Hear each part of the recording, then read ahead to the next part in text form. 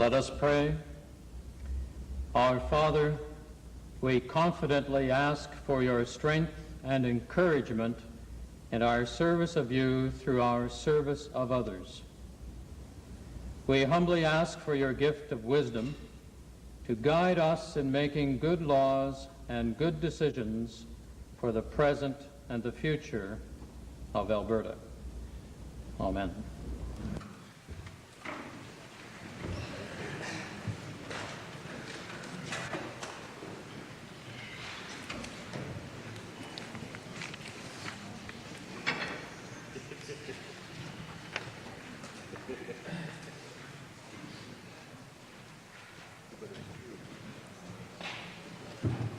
Introduction of visitors. Presenting petitions. Reading and receiving petitions. Presenting reports by standing and special committees. Notices of motions. Introduction of bills. Mr. Speaker, I beg leave to introduce Bill 236, the Environment Conservation Act. Mr. Speaker, this bill recreates the former Environment Conservation Authority, and it will reinstate the independence of the Environment Conservation Authority to allow an impartial board to retrieve its authority to protect Alberta's environment without interference or influence from the Minister. Mr. Speaker, such a board could truly act as an environmental ombudsman to protect the environmental interests of our citizens. The honourable member for Clover Bar has moved first reading of Bill 236, Environment Conservation Act. Does the Assembly agree to the motion for first reading? Opposed? Carried. A bill being Environment Conservation Act, introduced by Honourable Member Dr. Buck, is now read a first time. Tabling returns and reports. Mr. Speaker, I wish to table copies of the annual report for the year 1985 of the Alberta Environmental Research Trust.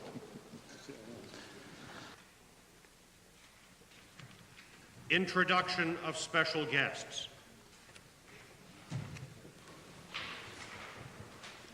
Mr. Speaker, it's my pleasure this afternoon to introduce, through you and to the rest of the Assembly, 50 grade 5 and 6 students from the Eckville Elementary School.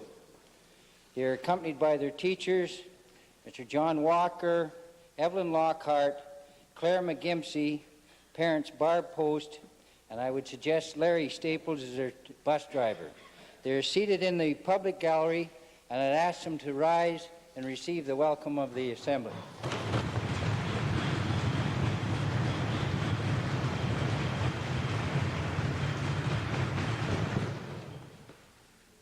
Mr. Speaker, I would like to introduce to you and through you to members of this Assembly a grade 26 students from the grade 6 Muir Lake Community School, and to their teacher John Ryan, accompanied by a parent, Mrs. Gunderson.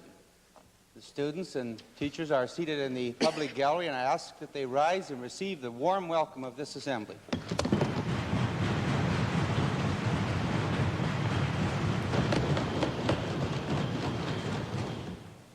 Mr. Speaker, it's a pleasure today to introduce to you and through you to members of this Assembly 45 grade 6 and 7 students from the Lacombe Christian School located in Lacombe constituency.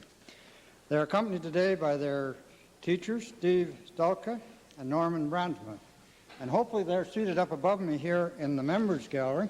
I ask them to rise and receive the traditional welcome of the Assembly.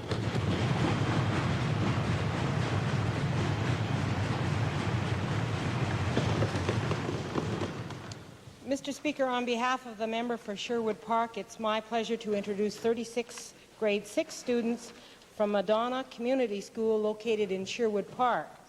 I know the member for Sherwood Park is very proud of these students, and I would ask that they rise and receive the warm welcome of the Assembly.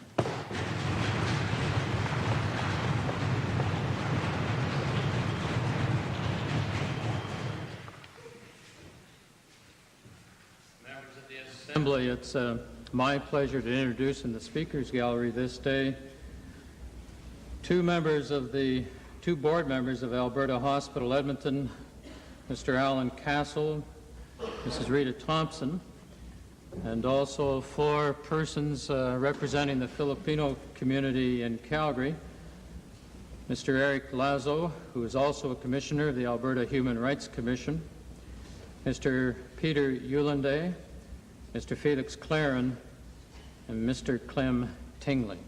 I wonder if they would rise and receive the welcome of the Assembly.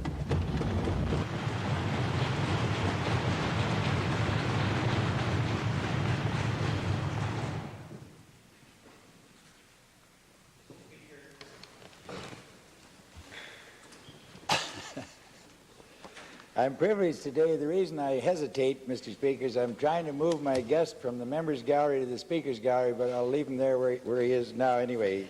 I'm privileged today to introduce to you and through you to the members of the legislature a man who has been in the service of the people for longer than I care to remember. He's the chairman of the Senior Citizens Advisory Council and is doing a magnificent job in that department, and hopefully will continue to do so until he's 108. My colleague from Cypress Redcliffe and I would like to have the members offer this man a cordial welcome to the proceedings in this legislature. My associate is seated, or standing rather, in the members' gallery, and I would ask you at this point to give Ray Clark a very hearty welcome.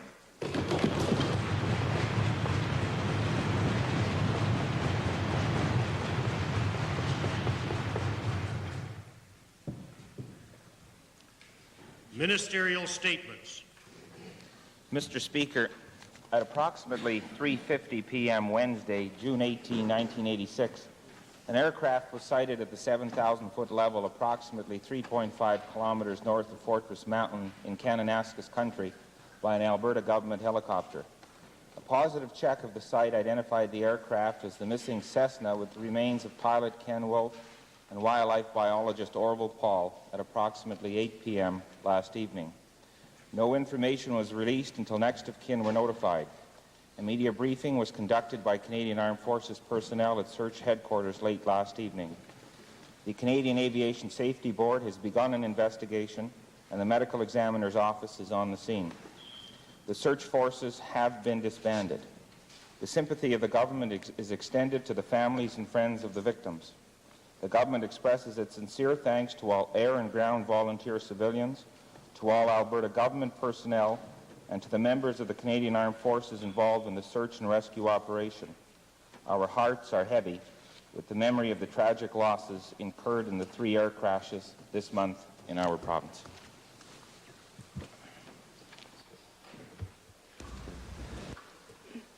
Mr. Speaker, I know I speak for all members of the opposition in also extending our sympathies to the families and friends of the victims. I know words are not nearly enough at a time like this, but I hope it is of some comfort to the family and friends that all Albertans, I am sure, share their grief.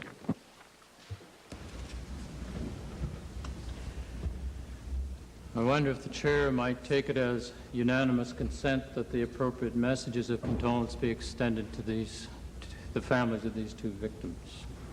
Agreed? Thank you. Oral question period. Mr. Speaker, I'd like to direct the first question to the Premier. In the absence of the Treasurer, I'd like to deal with the statement in the budget speech, if I may, and I quote, Mr. Speaker, "The average unemployment rate for 1986 should be down somewhat from last year's level of 10.1%. Now, Mr. Speaker, the Conference Board at the latest Western Business Outlook Conference suggested that it would go to 12% by their figures next year. Now, they may be doomers and gloomers, but my question is to the Premier, Mr. Speaker, could the Premier indicate to this Assembly why the government's forecasts seem to be out of step with other forecasts, and would the Premier undertake to table in this Assembly the studies upon which the budget predictions are based so that we in the Assembly can assess them? Mr. Speaker, in the first question, forecasts are just that, forecasts, and as the Honourable Leader of the Opposition would know, that many people make judgments and come up with different answers. In reply to the second question, Mr. Speaker, I'll speak to the Honourable Provincial Treasurer upon his return. He couldn't be in the House today, and see whether he has the material that could be tabled. Supplementary question, Mr. Speaker, to either the Premier or the Minister of Economic Development. Does the government's prediction about a drop in the unemployment rate, is that based on an assessment that outmigration will increase significantly over the last year? And could either honourable members give us an idea of what the government believes that trend will be? Mr. Speaker, that matter would obviously be part of any assessment. The number of people who would leave the province, many came to the province during more promising economic times, but it's something also that I'll draw attention to the provincial treasurer when he sees if he has statistics that can be presented to the legislature. Supplementary question. Another aspect of this particular conference, Mr. Speaker, dealt with the price of oil, which we've been discussing here, and most predictions range from $7 to $20, but the conference board predicts about $12.50 U.S. over the next 2 years, which I'd point out is less than half of last year's level. However, the budget predicted only a one-third drop in energy revenue for next year. My question is to the Premier. Could he tell this Assembly how the government came to this conclusion that there would be only a one-third drop in energy revenue in the next year? Well, Mr. Speaker, it's obviously something that the provincial treasurer would want to respond to, but having the conference board make predictions of things being worse is almost the best news you could have. Their record has been that they are wrong more often than they are right. And while we don't want to take any great comfort from that, nevertheless, I draw attention to the Leader of the Opposition that that's a historical fact, and it's a case of making a prediction, and everyone knows how tough it is to make a prediction that happens to be correct. Supplementary question, Mr. Speaker. I would suggest maybe the government's figures haven't exactly been right over the years either. But that's beside the point. It wasn't only the conference board. Let me point out one other thing. The chair of IPEC, Mr. Howard, predicted that as many as 67,000 energy-related jobs could be lost over the next 2 years. Just flowing from that, if IPEC thinks it's as serious, my question then to the Premier again is the government now prepared? This is the question, Honourable Member. Is the government now prepared to push the federal government to renegotiate the Western Accord to get a new energy deal for Alberta? Mr. Speaker, the member for IPAC who made that statement said it could be, and then he went on to describe conditions under which it could be, all very, very negative, and he was trying to describe the absolute downside. That is a series of speculations, Mr. Speaker, that we really can't respond to. They're all speculations. Supplementary, member for Calgary-Buffalo. Mr. Speaker, to the Honourable Premier, in light of the Minister of Energy's statement yesterday that Alberta supplied Eastern Canada with oil at $56 billion less than fair market price during the 1970s, what plans does the government have to get some of this returned to the Western economy if it does not plan to proceed to negotiate the Western Accord and the deregulation of natural gas prices?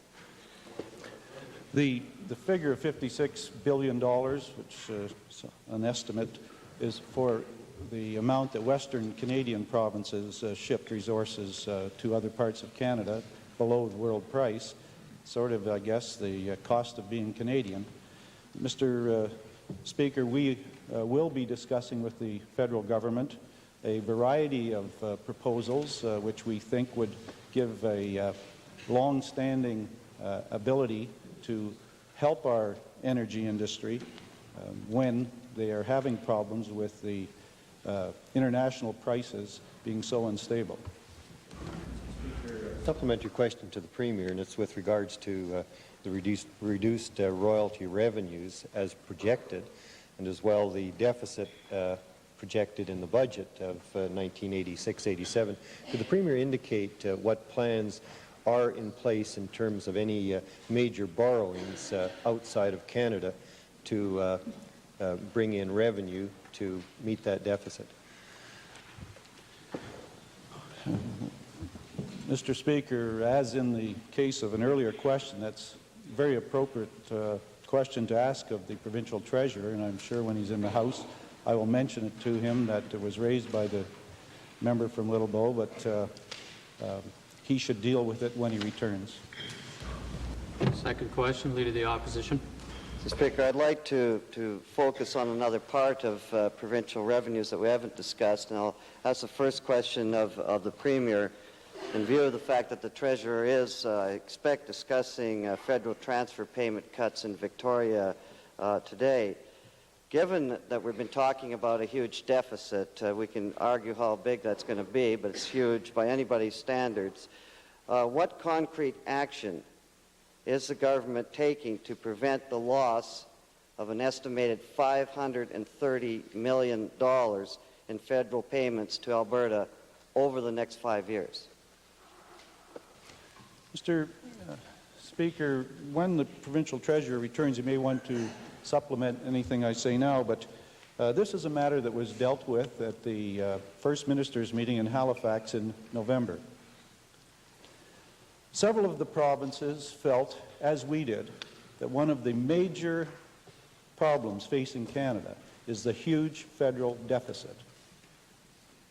All provinces are urging the federal government to do something about reducing that huge federal deficit.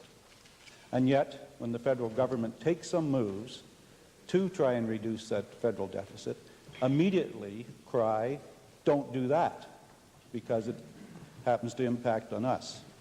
In Alberta, we agree that that huge federal deficit is a tremendous problem for Canada. And as Albertans and as Canadians, we believe that if there are ways in which we can help to reduce that federal deficit, that we will take some part of sharing amongst other provinces the ability to reduce that deficit. The only condition that we requested, and we are watching to see if it's followed up on, is that the federal government not only moves in this way, but also moves within those areas of expenditure directly within their control, that they are also reducing them as well. Supplementary question, Mr. Speaker. Point of clarification then to the Premier. Is the Premier then suggesting that Alberta, and these are dealing with people programs, so it'll affect ordinary people the most, that we are prepared as government policy to accept this burden, shifting away from the federal deficit, that provincially we're prepared to accept these cuts in programs even with our own deficit as bad as it is?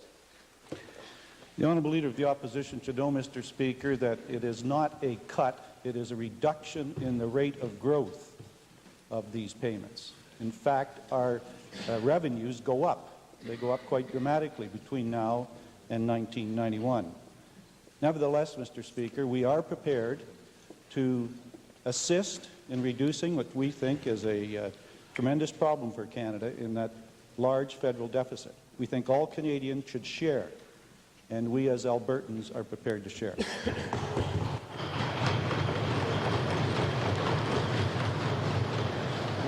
Mr. Speaker, one other way they could do is change the taxation system to help share with that. But my point to the Premier is simply this, that he is suggesting that it is acceptable that we cut back on people programs in this province.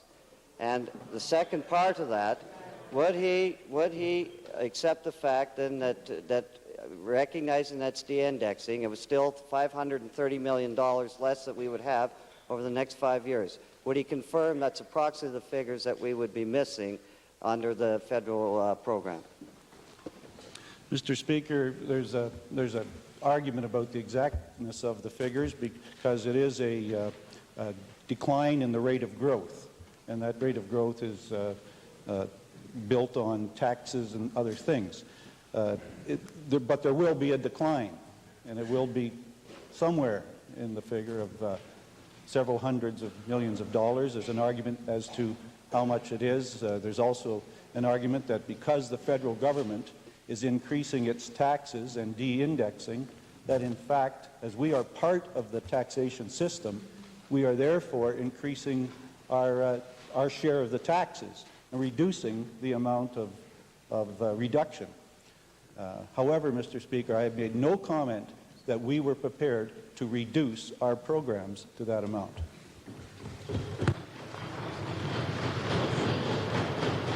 Supplementary question, Mr. Speaker. $530 million, he hasn't said that isn't correct, so we'll go on that assumption at this particular time, is still a lot of money. How then will we make up these programs? What contingency plans do we have within the departments that there will not be a cutback in people's services in? Will we just add $530 million to the deficit? Mr. Speaker, between now and 1991, 1992, the Honourable Leader of the Opposition will just have to wait and see. Member for Edmonton Gold Bar. Mr. Premier, because most of our programs must be projected 5 to 10 years in advance, are these shortfalls in income from transfer payments protected in this budget, and how are current programs in health and education covered?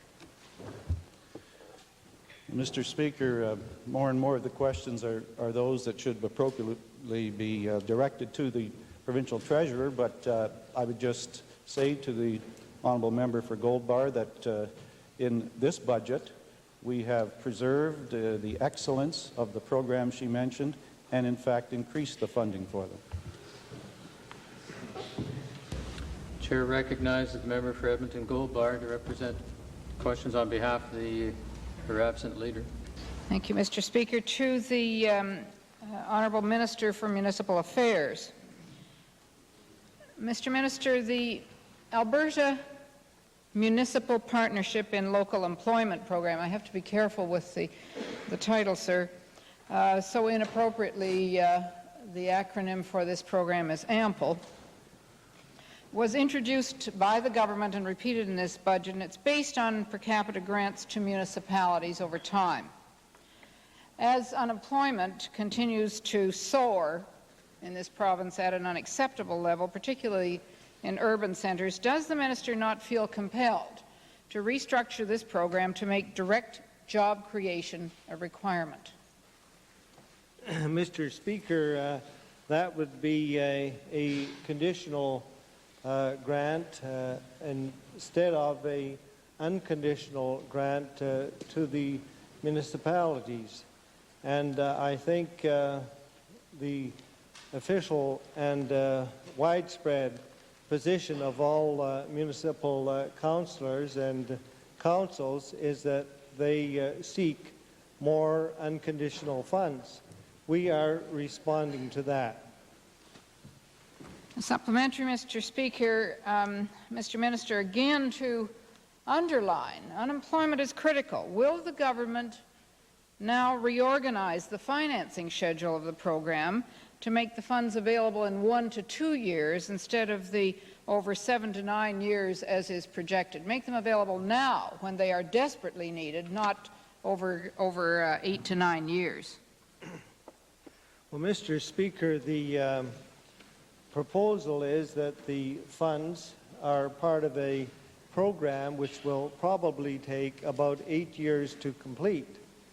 But the funds that the municipalities would like to have in this year, based on the estimates of the funds which will come to them in the upcoming year, are funds that for capital projects they can borrow for now and do the work now, the capital projects.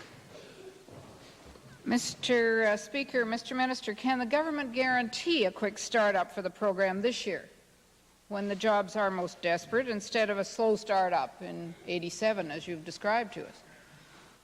Mr. Speaker, I've answered that question and said that the cities can well, if they're ready with their projects, commence them this year. Mr. Speaker, has the minister sat down with the mayors of the cities of Alberta to review these proposals relative to earlier submissions from the cities and from the FCM? Mr. Speaker, I have had no such meeting yet with the mayors of the cities. However, I do know the views. The program is supported in the municipalities and has something to do with the position of the Federation of Canadian Mayors in that it deals with infrastructures.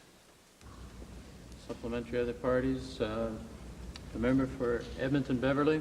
Mr. Speaker, to the Minister of Municipal Affairs, the Federation of Municipalities federal program have a program called Work, Work, Work. I understand, Mr. Minister, is this province, or do you have a policy to kick into this program as well that would assist the municipalities in their development of infrastructures and so on? Mr. Speaker, my understanding is that the Federation's proposals would involve the three areas of government: federal, provincial, and municipal. And at the present time, the FCM proposals are being considered by provincial governments and the federal government. And my hope is that we will indeed, as all of the 11 provincial and federal governments in Canada, respond very quickly to these proposals. However, not every consideration that is necessary on the federal-provincial basis has yet been concluded. The Leader of the Representative Party, followed by the member for Calgary-Milliken. Mr. Speaker, my question is to the Minister of Labour.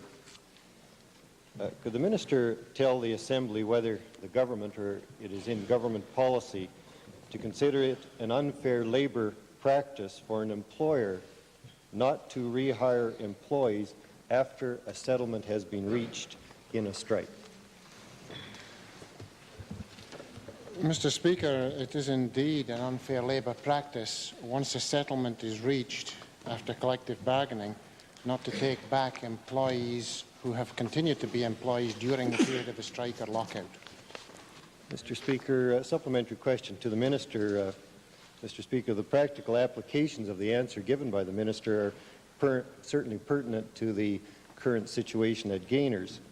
As I see it, Mr. Speaker, the Honourable Minister of Labour has just interfered in the outcome of the Disputes Inquiry Board recommendations. My question to the Minister: is it the policy of the Department of Labour or the Minister of Labour to make comments which can affect the recommendation of inquiry boards in a general sense and as well in this specific sense? Mr. Speaker, in no way did I interfere with the process of the Disputes Inquiry Board by my remarks just now, nor my remarks yesterday and previously. Mr. Speaker, a supplementary question to the Minister. As the Minister has indicated that there have been comments made within this Assembly now and also outside of the Assembly, which I would think would have a weight and an influence on the events of that dispute. My question, therefore, to the Minister is... Your question is dealing in a general area. You have not named a specific situation. The Minister's response was in a general area. Please continue with your question. Mr. Speaker, to the Minister, would the Minister undertake not to intervene in the gainer's dispute, and this is in a specific case, until the recommendations of the Disputes Inquiry Board are made. Mr. Speaker, I won't make that undertaking absolutely. In the past, there have been windows appear during this dispute, and we have taken advantage of those windows. If suitable windows occur in the future for any other initiative that may help to settle this strike, preferably through the collective bargaining process, which we support on this side of the House, then we might well take advantage of such windows. Member for Red Deer North. A supplementary question, Mr. Speaker, to the Minister of Labour so that I can respond to questions from my constituents in Red Deer North. Can he give us any details on the settlement at the Fletcher's plant in Red Deer? Mr. Speaker, I don't have the details of the settlement that was achieved during that collective bargaining process I just mentioned, but I am aware that the settlement has been accepted virtually unanimously by the employees of Fletcher's who voted, and the indications are that the plant will be operating probably Monday of next week at full capacity. Supplementary, the member for Calgary Mountain View. Yes, thank you, Mr. Speaker. To the Minister on a supplementary, is it an unfair labour practice to provide temporary employees with permanent employment if a collective agreement cannot be reached, as is the case with Lakeside Packers and Brooks? My understanding is that at Lakeside Packers a settlement has not yet been achieved, and the people who are currently working at Lakeside Packers are therefore working as temporary employees. If a settlement is subsequently achieved at Lakeside Packers, then previous people who were working and are still technically employees of Lakeside Packers would get the first refusal of any jobs that would be available. Member for Calgary Milliken, followed by the member for Calgary Buffalo. Mr. Speaker, I have a question for the Minister of Technology, Research and Telecommunications. Is the Minister aware that Alberta government telephones, they're participating in a sex message where you dial a number and you get this red hot sex message, and then the AGT builds this onto your telephone bill, and I guess we've even got some of the kids' phone, and the parents get a little hot when they get the phone bill and find out what this is all about. Mr. Speaker, if I may respond, it has been brought to my attention that there are lines or numbers which could be phoned which are alleged to offer auditory comment of the nature that the honourable member raises, but I would... Nice going,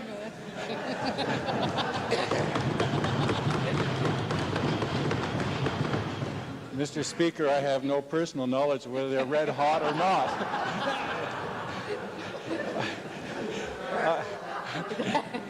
I also would like to make it clear that the services that the AGT provides are telephone services or communication services, and as I understand, that means that there are two parties involved, one offering the comment if a telephone subscriber wants to phone through. And I understand that any such provision is coming from outside the borders of Alberta. And, Mr. Speaker, we conclude with the fact that it's obviously a voluntary initiative on the part of the telephone subscriber to participate in that. Supplementary question, Mr. Speaker. After the angry phone calls I got, and I got a petition from a church congregation, and I wonder if the minister would consider using his good offices to see if AGT, Alberta Government Telephones, would not participate, or at least encourage them not to knowingly participate in a scheme where there is pornography available over the telephone type of arrangement. Mr. Speaker, let me be a little more clear. There's a practical question or two involved in this. First of all, there is an obligation on the telephone companies to provide communication services. In the event that those services are used for profane, obscene, or abusive language which interferes with the use or enjoyment of the system. And that's a problem, obviously, because that depends upon where one is coming from and the position or attitude of the subscriber. Then Alberta government telephones can disconnect the equipment or remove the equipment, and there is potentially a fine. The difficulty in these circumstances is that we're talking about equipment that originates messages beyond the borders of the province, and therefore it is not practical to do that. There is a second problem, however, which I would draw to the attention of honourable members, and that is the question of censorship, and there are severe prohibitions and restraints upon a telephone system as to its interference in the private messages between parties. So we would always, even if we could achieve the practical question, we would always be faced with the more important, I think, issue of whether we would be interfering in some manner with free speech and the responsibilities of the telephone system in a censorship manner. Final supplement, Mr. Speaker. If children are phoning these numbers, do the parents who receive these Alberta government telephone billings at the end of the month have to pay for the kids having made these calls? Mr. Speaker, the answer to that is yes, they do. The subscriber is responsible for the manner in which the telephone is used, and if this continues to be a problem, perhaps we can advise all subscribers to that effect. They're also parents are also responsible for the actions of their children, and this is a voluntary initiative originating from the subscriber's phone. That's where the responsibility should best be accepted, and I think, Mr. Speaker, is a fair request to make of parents. The member for Calgary-Buffalo, followed by the member for Edmonton-Calder. Sir. Supplemental on this issue? Yes, to the minister, doesn't Alberta AGT already police obscene phone calls? Wouldn't this policy also apply to these incidents where young people are placing phone calls to these phone numbers? I'm not really sure that I understood all of the question. Perhaps the first portion could be repeated. Just briefly, please. Okay, no, doesn't the AGT already police the obscene phone call between parties as a present policy? Wouldn't this policy also be taken into account when we're talking about young people placing phone calls to these agencies that are very often obscene in nature? Well, to respond further on the matter to the honourable member from Lac-La-Biche, I would point out that there are severe restraints upon telephone companies as to what they may monitor, and certainly they do not have the right as telephone companies to be interfering or bugging, if you will, telephone conversations, so that without complaints being received, there really is no way of knowing that a conversation is of the order that the honourable member describes. And I would point out that even if an originating number were known to be providing that kind of service, it would be a simple matter to change the number for the service. So I really have great difficulty with wanting to go further in this direction. I think we would be getting into the very item that I mentioned earlier, that of censorship and interference with free speech and appropriate use of the telecommunications system.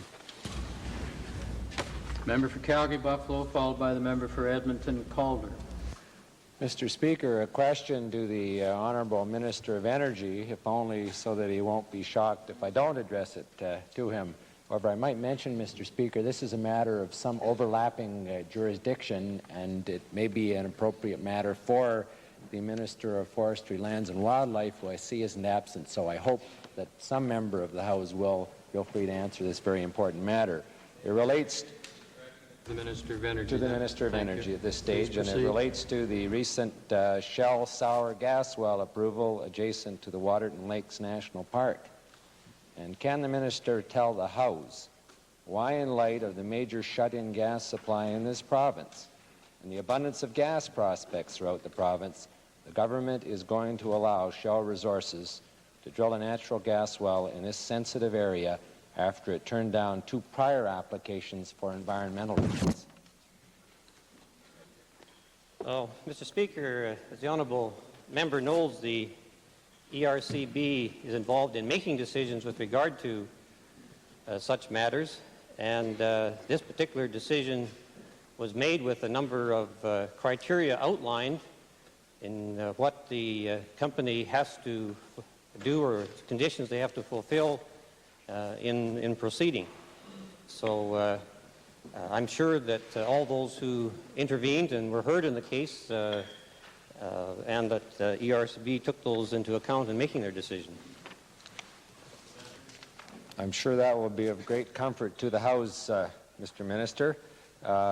Perhaps I might address this to the Acting Minister of Lands and Forests, and in his absence it would appear most appropriately to relate to environment. And that is that the Eastern Slopes policy of the government in 1977 designated the very site of this proposed well for prime protection, which meant no drilling or other heavy industrial activities. What was the public interest which impelled a change in this Eastern Slopes policy in 1984? Mr. Speaker, as the Acting Minister, I'd be pleased to accept that question on notice and draw it to the attention of my colleague for his response when he returns to the House. Mr. Speaker, to the Acting Minister again, perhaps when we hear the answer in the House, we might also have an answer to this question.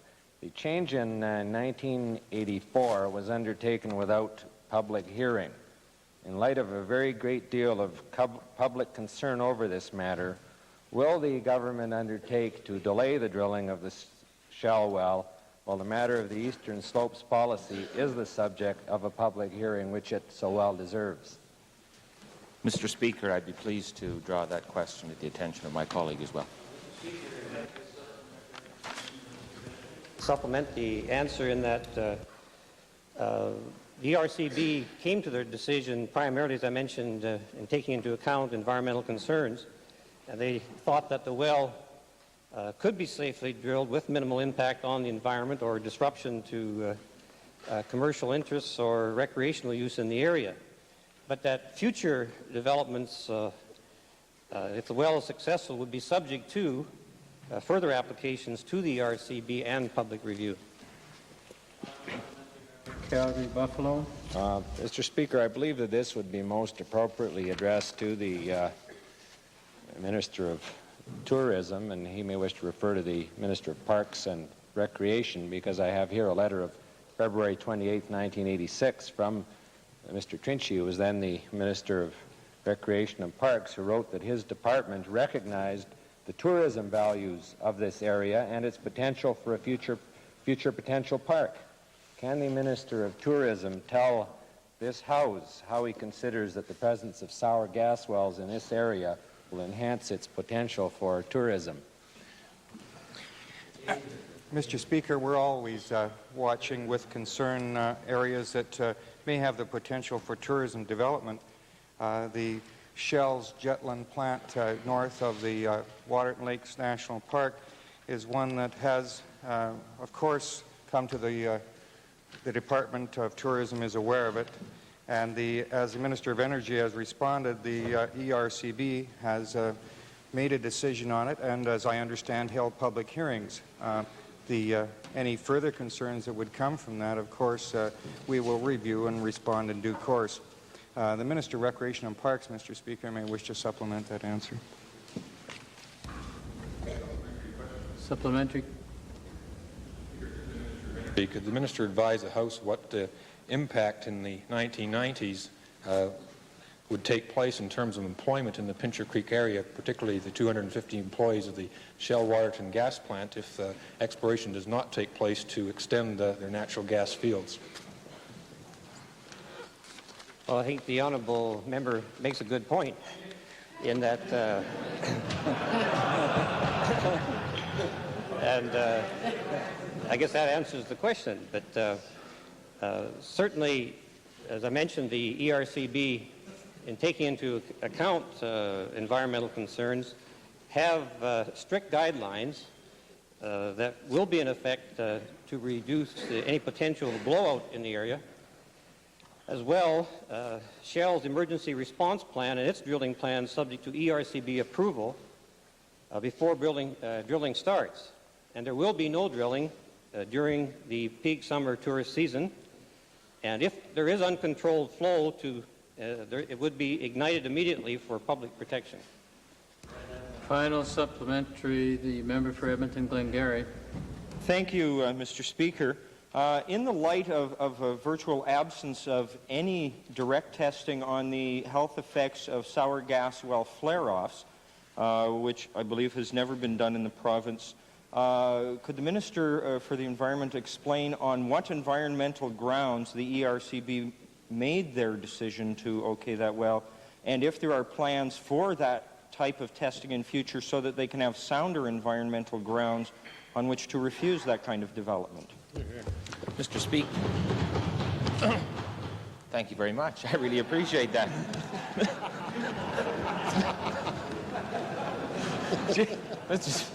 Mr. Speaker, I must ask my parents to watch. Mr. Speaker, in response to the supplementary question from the member from Edmonton-Glengarry, he requests an explanation of the reasons that are outlined. The report is rather lengthy. I sincerely hope that the honourable members had a chance to read the report in question that's been put out by the ERCB. The honourable member will know that the report identifies submissions made by a whole series of groupings and groups of people on behalf of provincial-wide groups, local groups, environmental groups, and the like in the area. And a careful and close scrutiny of the report that was issued by the ERCB would indicate the basis in which the ERCB did make its recommendations with respect to the environment. I've had an opportunity to review the report. I recognize that very, very stringent and strong requirements have been asked for by the Energy Resources Conservation Board with respect to this particular well, and I believe that the protection is there. Member for Edmonton-Calder, followed by the member for Red Deer North. Thank you, Mr. Speaker. I'd like to direct my question to the Minister of Social Services. The budget tabled Monday night proposes a 4% decline in overall manpower authorizations and a 4% decline in permanent full-time positions in the Social Services Department. Given the continuing economic crises, high unemployment, and record demand for social assistance, can the Minister outline the policy considerations which have led to this decision at this time? Mr. Speaker, a very important question raised by the Honourable Member for Edmonton-Calder, because it obviously, in the Honourable Member's reading of the budget, leads to some confusion.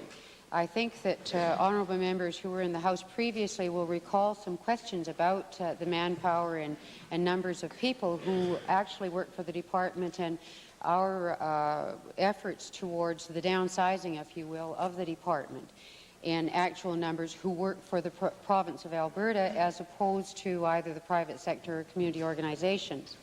And so for the Honourable Member's information, the percentages really lay with respect to the cuts that there will be, the numbers of people who will no longer be employed by the Department of Social Services, but will in fact, if they're successful, be working for a lot of community organizations who will be offering group homes and other type of community care for individuals that are presently in the kinds of places that I guess we normally call institutions. And this is really where the greatest impact in the manpower, lesser amounts, if you will, comes into play.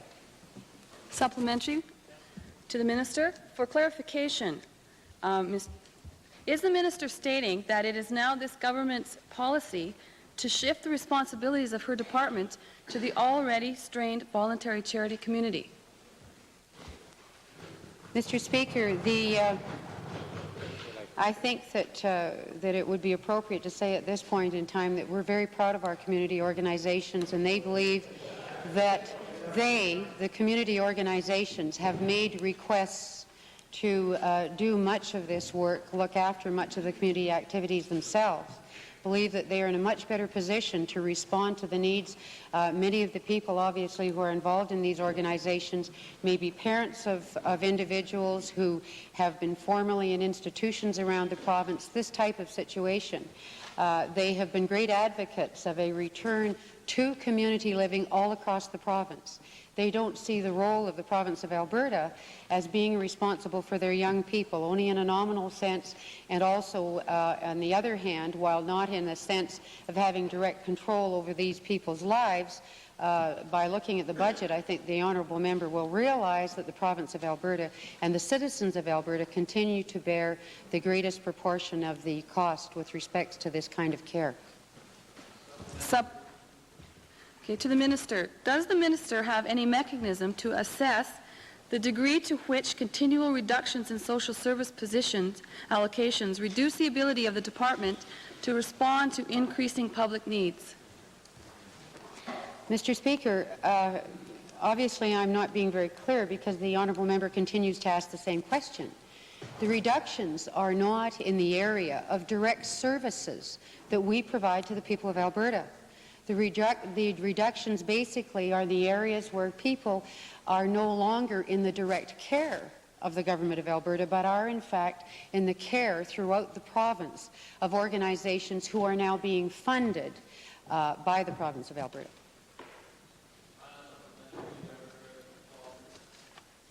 Okay, to the minister again. In every year since 1981-82, the government has underspent the amount the Assembly has authorized for social allowance payments. Will the minister assure this Assembly that this practice will end this year and that the poorest in our society will receive the full amount voted for them by the Assembly? Yes or no? Mr. Speaker, I think that Mr. Speaker, basically what I must do is obviously respond to the preface of the question as opposed to the question. And suggest to the honourable member, who I know is well-intentioned, that she possibly should be getting some better advice than the advice that's been given to her by another one of her honourable colleagues. The budget. If the honourable... Oh, I think that the Leader of the Opposition can keep his cool for a little while. Mr. Speaker, the budget obviously every year began to be formulated the summer before the fiscal year begins. In other words, in the fall of 1986, planning will commence, which is obviously very much needed, for the budget of 1987-88. And in doing that planning, there's a lot of projections. We've had a lot of discussion in this House here about projections. Projections are used to look ahead and say what, in fact, will be required, the amount of money that will be required, the number of social services recipients can we anticipate will be on the rolls in that next budget year. So on that basis, the honourable member should be aware that projections are literally put into the budget so that there will be some sense that the people of Alberta can have of what kinds of dollars will be spent. The honourable member will also know, after she's been in the House for a while, that in fact, if there are more people on social allowance than have been planned for, that in fact the allocation will be made by virtue of a special warrant. So in fact, there is nobody who is not receiving social allowance benefits who fit the criteria because of budget allocations.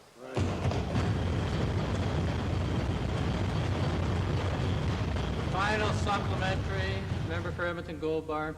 Mr. Speaker, to the minister, in the move to transfer from institutional care to community care, is the minister and her department planning or in the process of contracting with existing nonprofit organizations, or is the minister contemplating setting up new private for-profit operations in Alberta communities?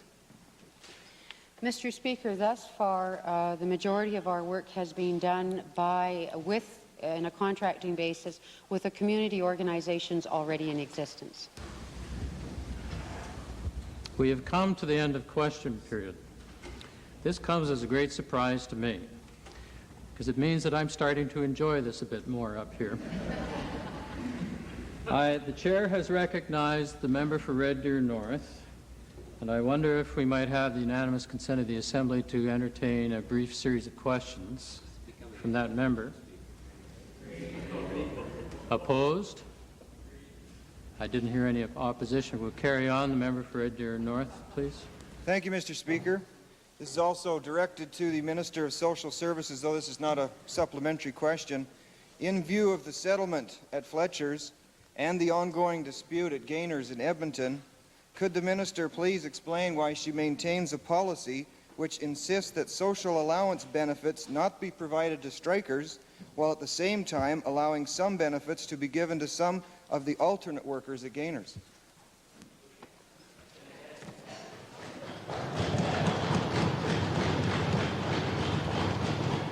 Mr. Speaker, to the honourable member for Red Deer, this information was brought to me this morning. The question was raised basically asking what the policy was with respect to unemployed employables who had in fact achieved some sort of employment.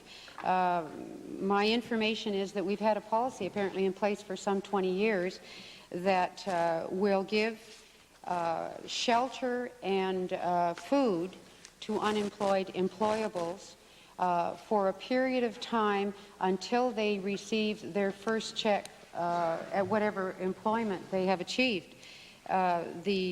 With respect to, and pardon me, Mr. Speaker, I should say that this is a general policy. There is no vetting of where it is that the people may well be employed. There hasn't been that kind of judgment hasn't been brought into the policy historically.